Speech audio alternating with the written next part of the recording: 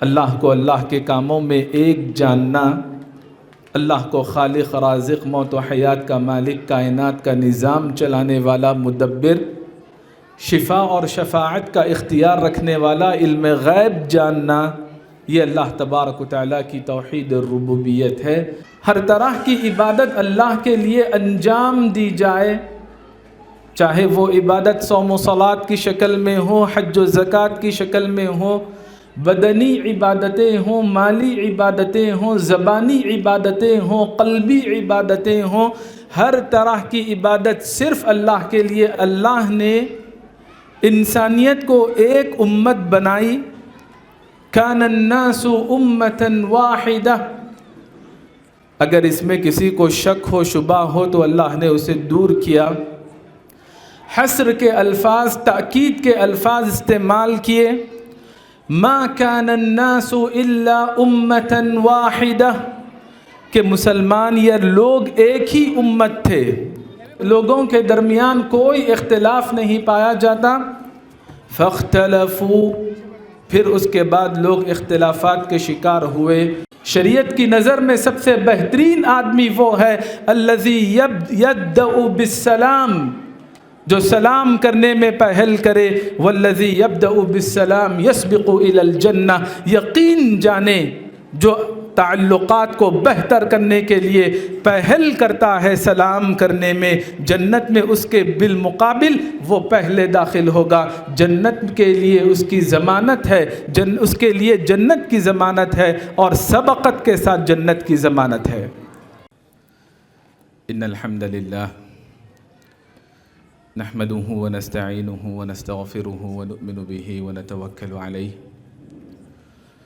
ونعوذ باللہ من شرور انفسنا ومن سیئات اعمالنا، من يهده الله فلا مضل له ومن يضلل فلا هادي له، واشهد ان لا اله الا الله وحده لا شريك له، واشهد ان محمدا عبده ورسوله، يا ايها الذين آمنوا اتقوا الله حق تقاته ولا تموتن الا وانتم مسلمون، يا ايها الناس اتقوا ربكم الذي خلقكم من نفس واحدة وخلق منها زوجها وبث منهما رجالا كثيرا ونساء، واتقوا الله الذي تساءلون به والأرحام إن الله كان عليكم رقيبا، يا أيها الذين آمنوا اتقوا الله وقولوا قولا سديدا يصلح لكم أعمالكم ويغفر لكم ذنوبكم، ومن يطع الله ورسوله فقد فاز فوزا عظيما۔ شہر نشین پر رونق افروز معزز علماء و زعماء، عزیز رفقاء و شرکاء، قابل صد احترام پردہ نشین اسلامی ماؤں اور بہنوں، اللہ کا بے انتہا فضل و احسان ہے کہ اللہ تبارک و تعالیٰ نے ہم اور آپ کو مسلمان بنایا۔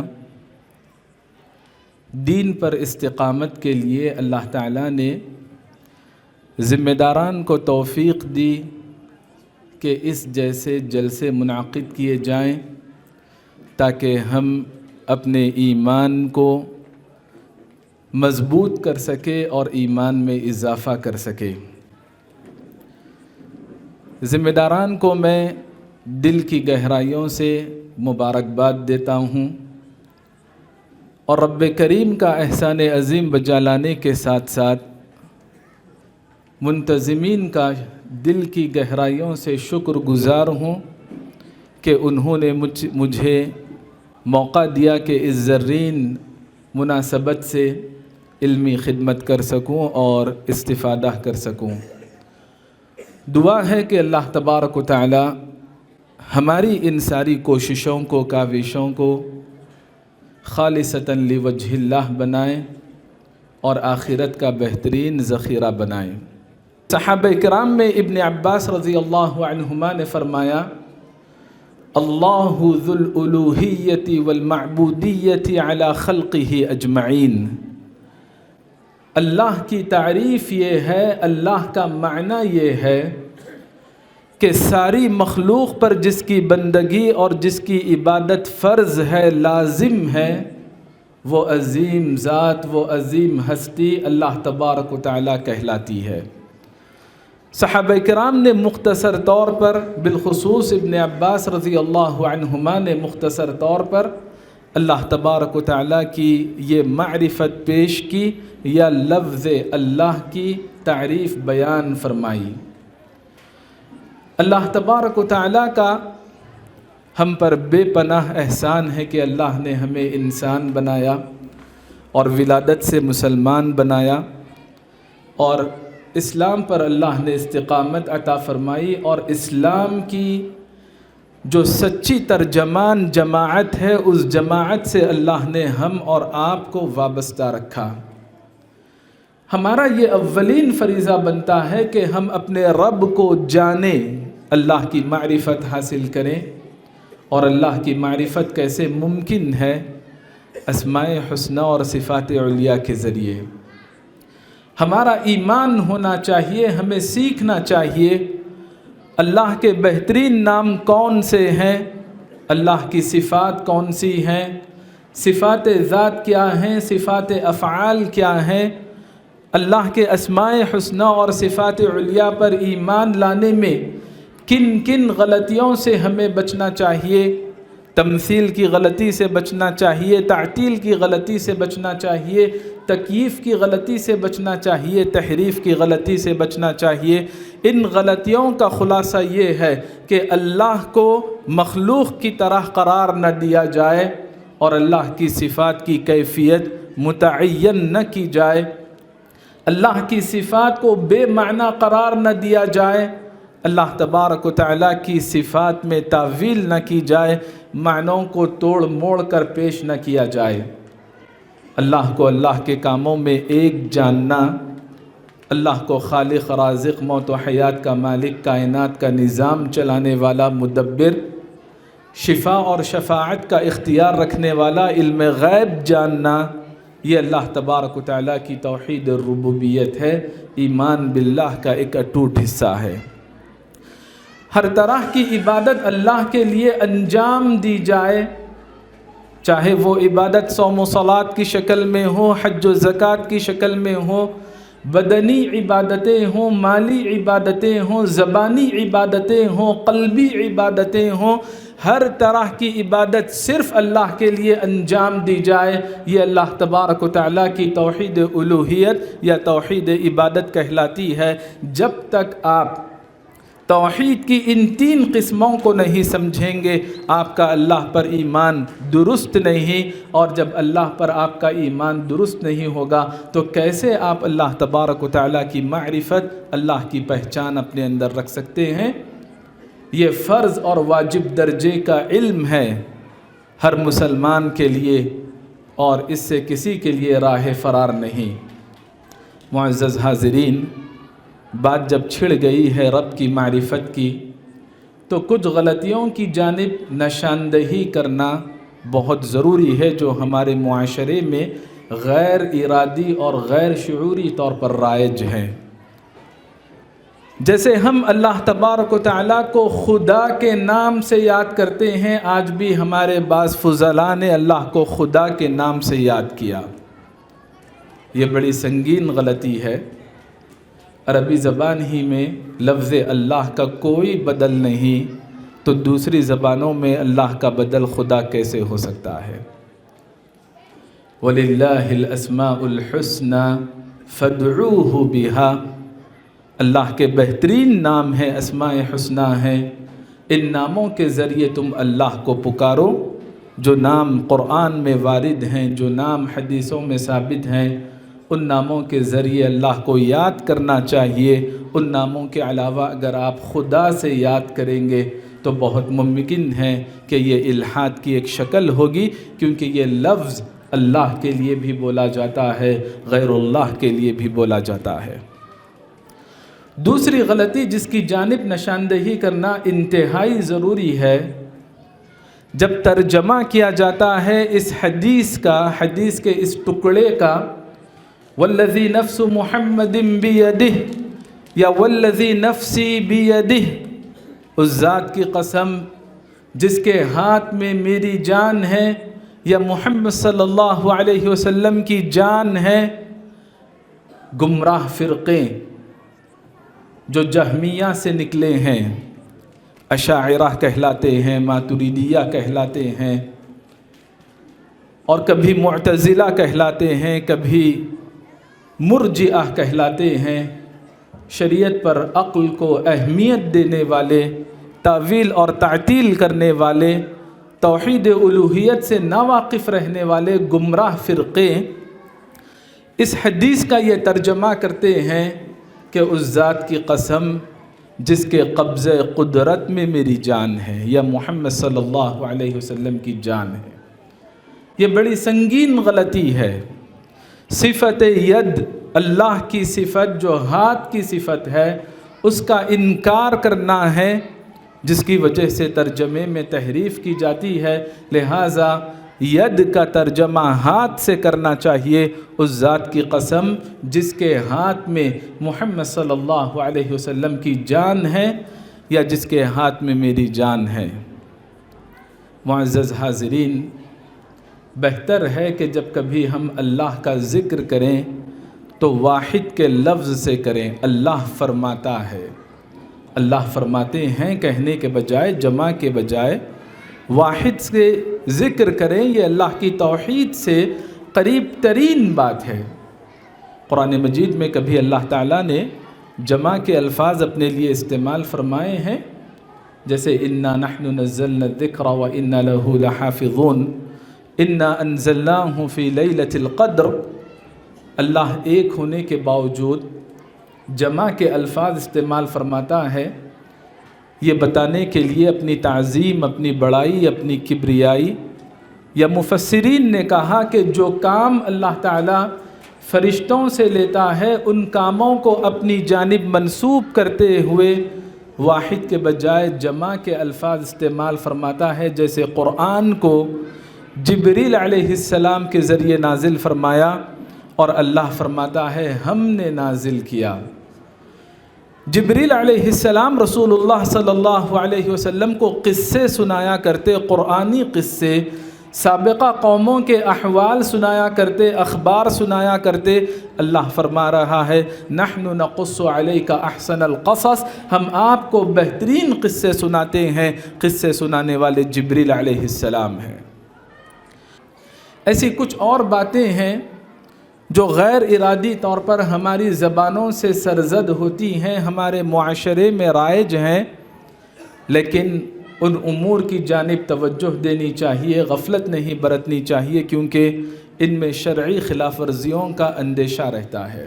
की जानिब तवज्जो दिलाई कि उम्मत में इख्तिलाफ़ात पाए जाते हैं, निज़ाआत पाए जाते हैं, और उम्मत इत्तेहाद व इत्तेफाक से बहुत महरूम है और बहुत दूर है। ये मौजू वक्त की अहम तरीन ज़रूरत है, बल्कि मैं कहूँगा कि दीन इस्लाम ने इस मौजू को हमेशा अहमियत दी, रोज़ाना अहमियत दी, दिन में 5 दफ़े अहमियत दी, मुख्तलिफ़ मरहलों में, मुख्तलिफ़ पैमानों पर, मुख्तलिफ़ मुनासबतों में दीन इस्लाम ने उम्मत मुस्लिमा को बारहा इत्तेहाद व इत्तेफाक पर उभारा है। आप गौर करेंगे तो आपको पता चलेगा कि मैदान अरफ़ा में दुनिया जहाँ के मुसलमान इज्तिमाइयत का सबूत देते हैं। ईदैन के मौके पर शहरी सतह पर मुसलमान जमात होते हैं और इत्तेहाद व इत्तेफाक का मुज़ाहरा करते हैं। महल्ले के पैमाने पर आप देखें, जामे मस्जिद में जुमा के लिए एहतमाम किया जाता है और मुकीम हज़रात के लिए, मर्दों के लिए, सेहतमंदों के लिए दिन में 5 दफ़े बाद जमाअत नमाज का एहतमाम करना, ये मुसलमानों के लिए मुसावात का दर्स देता है, इत्तेहाद व इत्तेफाक का पैगाम देता है। कोई दूसरा मज़हब नहीं जिसने अपने मानने वालों को इस कदर مختلف موقعوں پر اتحاد و اتفاق کی تلقین کی ہو، ترغیب دی ہو، ابھارا ہو۔ لہٰذا یہ موضوع اہم ترین موضوع ہے، دین اسلام نے بارہا اس جانب توجہ دلائی۔ قرآن مجید کا مطالعہ کرنے سے ہمیں یہ بات معلوم ہوتی ہے کہ اللہ نے انسانیت کو ایک امت بنائی، کان الناس امۃ واحدہ۔ اگر اس میں کسی کو شک ہو، شبہ ہو تو اللہ نے اسے دور کیا، حصر کے الفاظ، تاکید کے الفاظ استعمال کیے، ما کان الناس الا امۃ واحدہ، کہ مسلمان یا لوگ ایک ہی امت تھے، دونوں کے لوگوں کے درمیان کوئی اختلاف نہیں پایا جاتا۔ فاختلفوا، پھر اس کے بعد لوگ اختلافات کے شکار ہوئے۔ اللہ نے دوسرے مقام پر فرمایا وَلَا يَزَالُونَ مُخْتَلِفِينَ، اختلاف شروع ہوا اور برابر اختلاف جاری رہے گا۔ لا يَزَالُونَ مُخْتَلِفِينَ، اختلاف سے بچنے والے وہ خوش نصیب اور سعادت مند بندے ہیں جن پر اللہ تبارک و تعالیٰ کی نوازشیں ہیں، رحمتوں کی برسات ہوتی ہے، الا من رحم ربک، ورنہ امت مسلمہ اختلافات کی شکار ہے۔ فاختلفوا ولا يزالون مختلفین، نبی صلی اللہ علیہ وسلم نے اللہ سے دعائیں کی، التجائیں کی، اللہ نے دعاؤں کو قبول کیا، لیکن ایک دعا جو رد کی گئی وہ یہی ہے کہ اللہ کے نبی صلی اللہ علیہ وسلم نے اللہ سے مانگا کہ امت کی صفوں میں اختلاف نہ ہو، دراڑیں پائی نہ جائیں، لیکن فمنعنیہا، اللہ نے میری اس دعا کو قبول نہیں کیا۔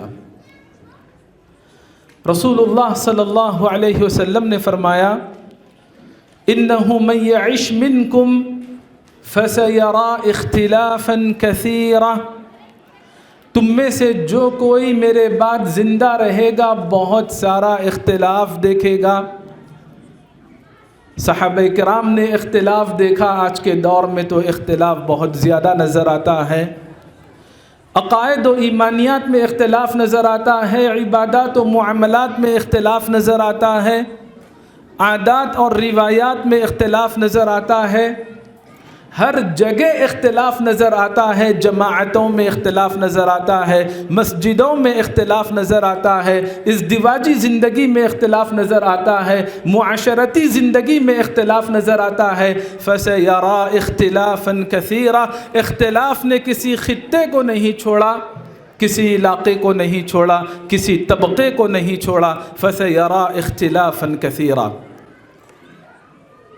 وَلَوْ شَاءَ رَبُّكَ لَجَعَلَ النَّاسَ أُمَّةً وَاحِدَةً یا لَجَعَلَكُمْ أُمَّةً وَاحِدَةً، اگر اللہ چاہتا، اللہ کی مشیت ہوتی تو اللہ تبارک و تعالی پہلے کی طرح کان الناس أُمَّةً وَاحِدَةً یا وَمَا كَانَ النَّاسُ إِلَّا أُمَّةً وَاحِدَةً، پہلے کی طرح تمہیں بھی لَجَعَلَكُمْ أُمَّةً وَاحِدَةً، ایک ہی امت بنا دیتا، لیکن اللہ امتحان لینا چاہتا ہے۔ اللہ نے جو نعمتیں ہمیں دی ان نعمتوں میں اللہ آزمانا چاہتا ہے، لہذا اللہ تبارک و تعالیٰ نے فرمایا فَاسْتَبِقُوا الْخَيْرَاتِ، نزاعات اور اختلافات کے پیچھے مت پڑو بلکہ خیر کے کاموں میں سبقت کرو، پہل کرو، منافست اختیار کرو۔ فَاسْتَبِقُوا الْخَيْرَاتِ، قیامت کے دن اللہ تبارک و تعالیٰ تمہیں تمہارے اختلافات سے باخبر کرے گا، آگاہ کرے گا۔ معزز حاضرین، ہم اور آپ جس رب کے ماننے والے ہیں وہ رب ایک رب ہے، الہکم الہ واحد۔ ہمارا اور آپ کا جس نبی پر ایمان ہے، اللہ نے اس نبی کو اختلافات سے منع کیا۔ ان الذین فرقوا دینہم وکانوا شیعا لست منہم فی شیء، جو ٹکڑوں میں بٹ گئے، دین کے ٹکڑے ٹکڑے جنہوں نے کیا، اے نبی آپ کا ان سے کوئی تعلق نہیں ہے۔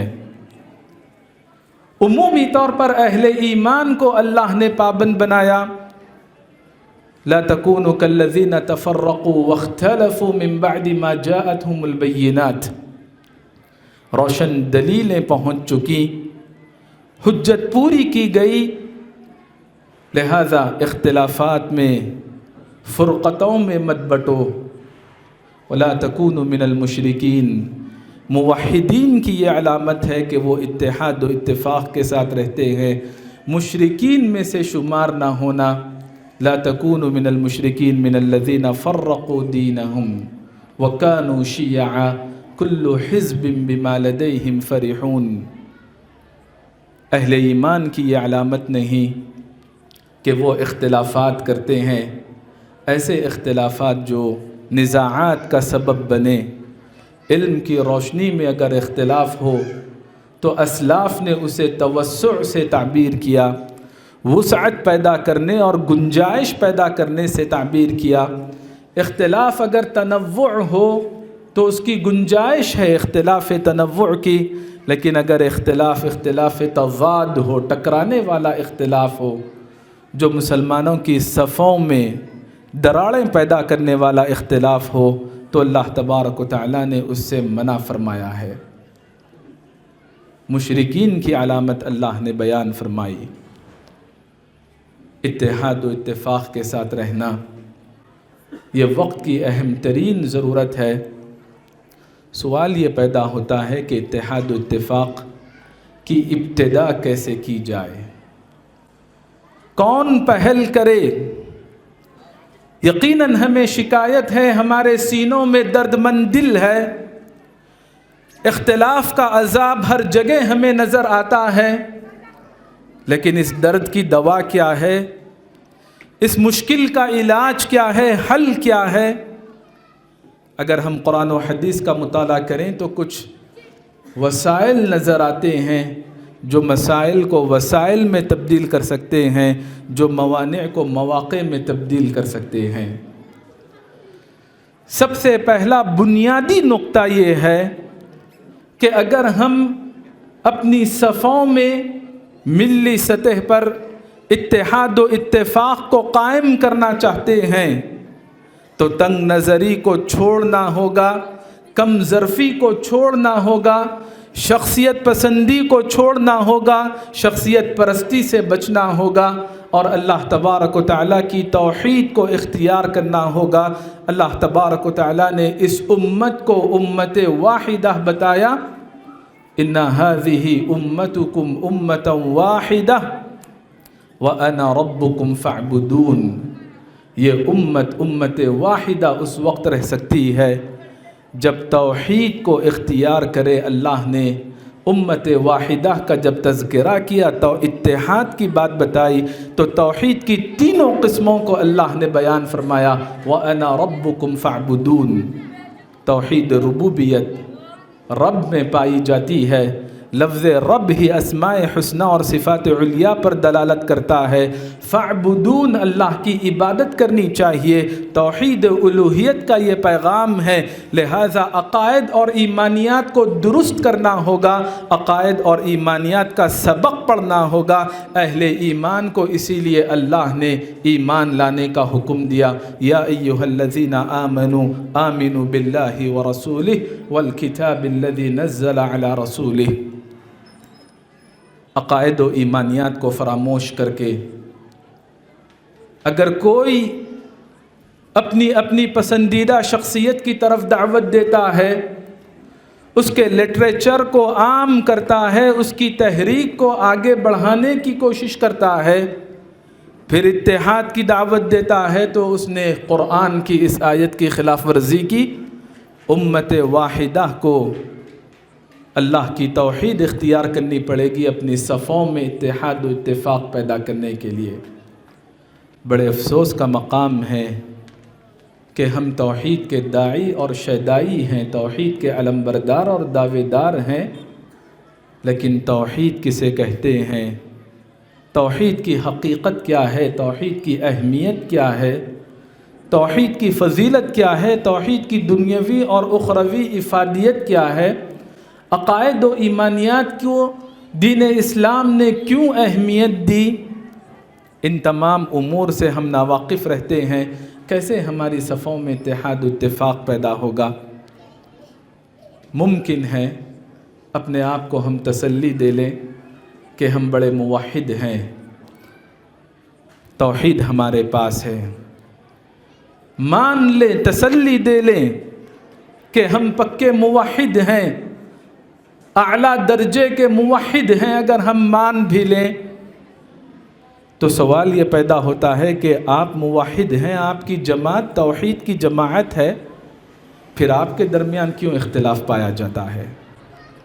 آپ کہہ رہے ہیں پہلا نسخہ آپ نے یہ تجویز کیا کہ امت کی صفوں میں اتحاد لانے کے لیے توحید ضروری ہے، آپ کے پاس توحید ہے اور پھر آپ کے پاس اختلاف کیوں؟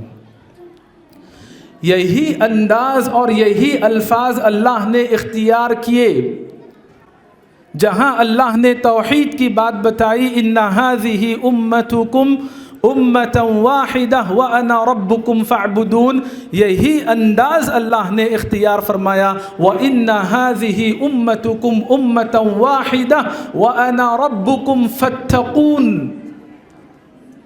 اہل توحید کی صفوں میں اللہ کا تقوی نظر نہیں آتا، ہم تقوی شعار نہیں، پرہیزگار نہیں، ابن الوقت بن چکے ہیں، مصلحت پسند بن چکے ہیں، اپنے اپنے مفادات کے پیچھے پڑے ہیں، مال کے پیچھے پڑے ہیں، عہدے اور منصبوں کے پیچھے پڑے ہیں۔ ہم نے اخلاق کا سبق نہیں پڑھا، ایک اچھے انسان اور ایک اچھے مسلمان نہیں بنے، لہٰذا توحید اگر ہے پھر بھی اختلاف پایا جاتا ہے تو ہمیں اپنے کردار کو سنوارنے کی ضرورت ہے، اپنے معاملات پر نظر ثانی کرنے کی ضرورت ہے، اللہ کا تقوی اختیار کرنا چاہیے۔ اگر ہم توحید پر بولنے لگے، اللہ کا تقوی اختیار کرنے پر ابھارنے لگے، یقین جانیں یہ موضوعات ایک مستقل موضوعات ہو جائیں گے۔ عمومی طور پر توحید کے بعد اللہ کا تقوی اختیار کرنے کے بعد ضروری ہے کہ عمومی طور پر اللہ اور اس کے رسول کی اطاعت کی جائے۔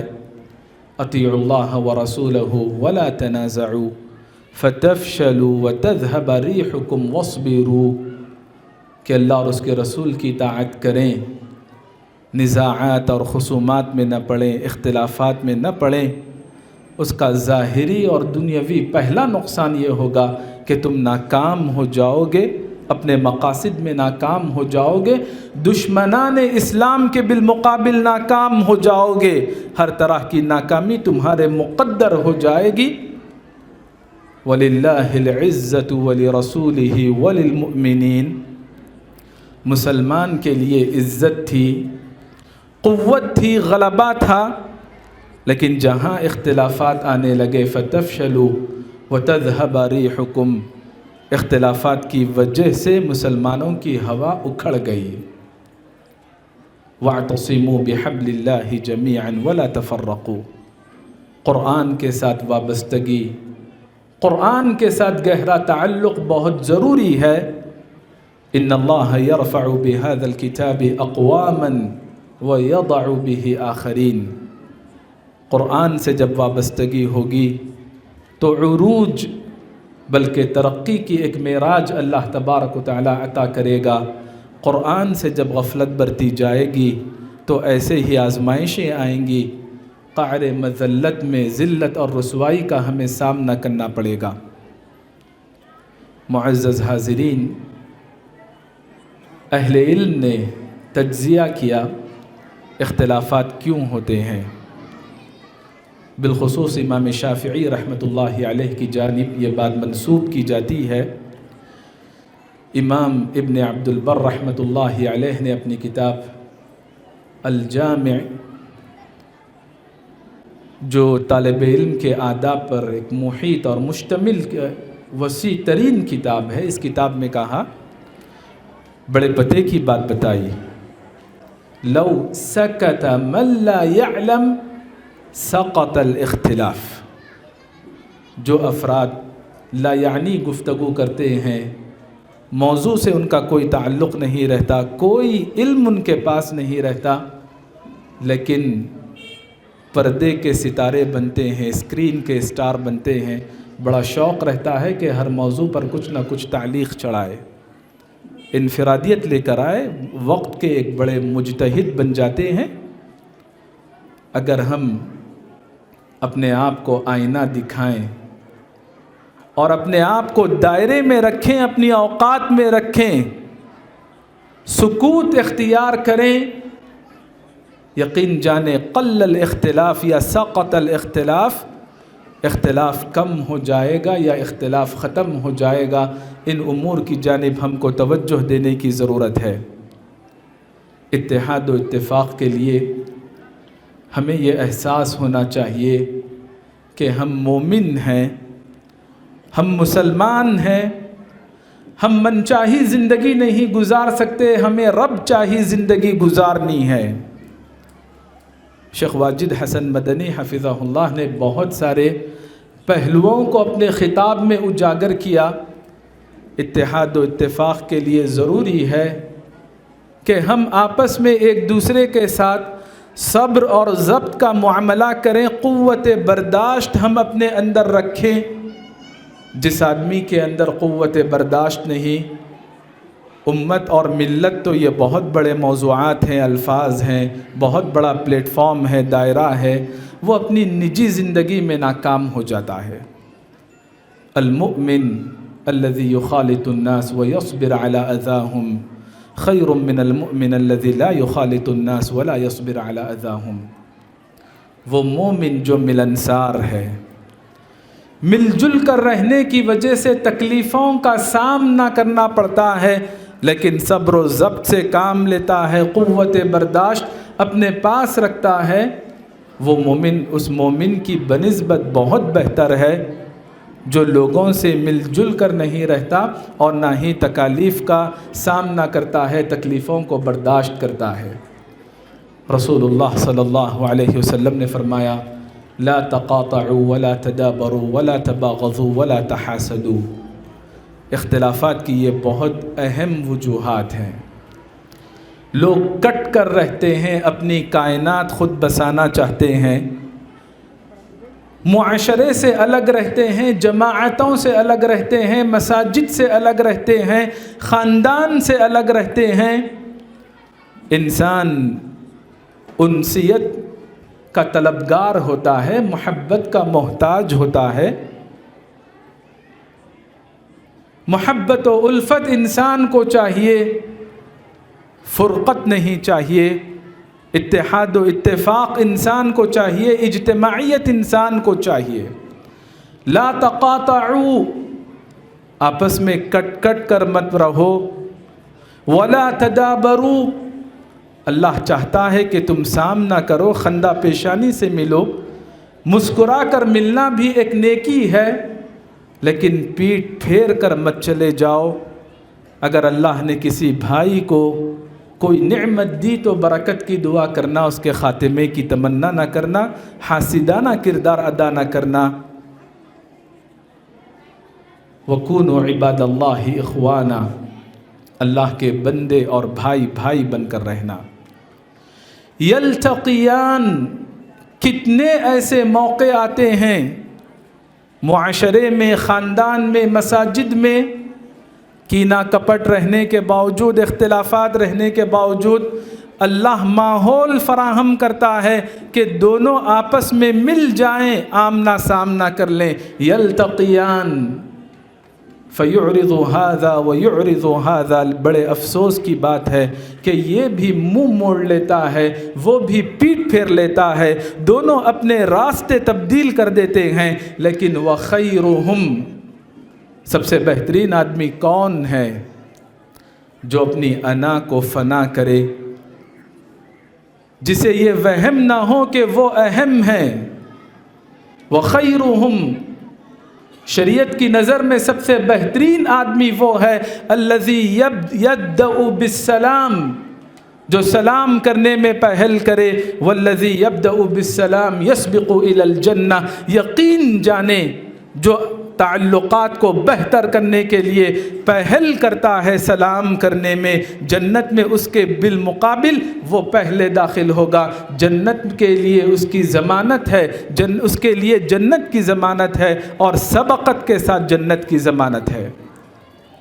رسول اللہ صلی اللہ علیہ وسلم نے ایک مسلمان کی عزت و آبرو کو، جان اور مال کو دوسرے مسلمان کے لیے حرام کیا اور کہا کہ اگر کوئی مسلمان کسی مسلمان کو گری ہوئی نظروں سے دیکھتا ہے، حقارت آمیز لہجے میں گفتگو کرتا ہے یا سلوک اختیار کرتا ہے، تو وہ آدمی بدترین ہے، اس کے بدترین ہونے کے لیے اتنا ہی کافی ہے۔ اتحاد و اتفاق کے لیے، صالح معاشرے کی تشکیل کے لیے نبوی مثالوں پر غور کرنا چاہیے۔ رسول اللہ صلی اللہ علیہ وسلم نے فرمایا المؤمن مرآۃ المؤمن، مومن مومن کا آئینہ ہوتا ہے۔ آئینہ صرف خابیوں پر، کمزوریوں پر نظر نہیں رکھتا بلکہ خوبیوں پر بھی نظر رکھتا ہے۔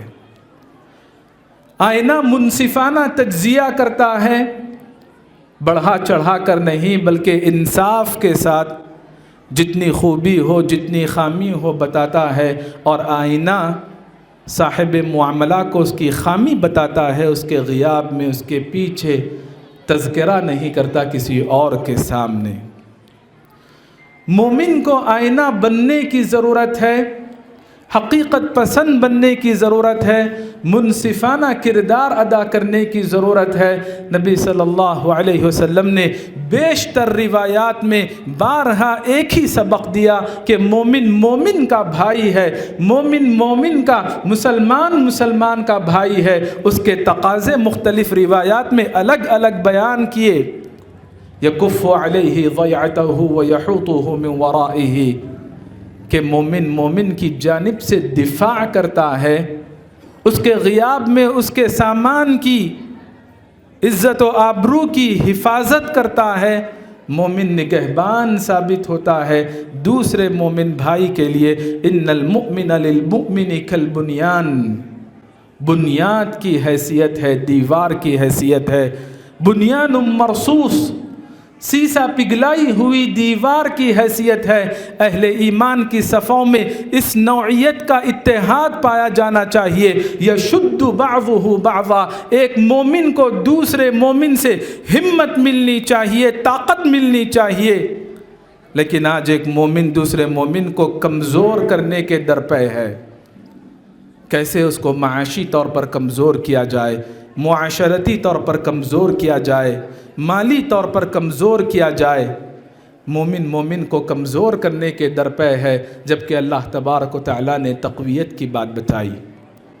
قرآن میں کہا انما المؤمنون اخوہ، اہل ایمان آپس میں ایک دوسرے کے بھائی ہیں۔ بھائی کی نظر سے دیکھیں، مشفقانہ نظر سے دیکھیں۔ والمؤمنون والمؤمنات بعضهم اولیاء بعض، مرد ہو یا عورتیں، اہل ایمان آپس میں جہاں بھائی ہیں وہیں جگری دوست ہیں۔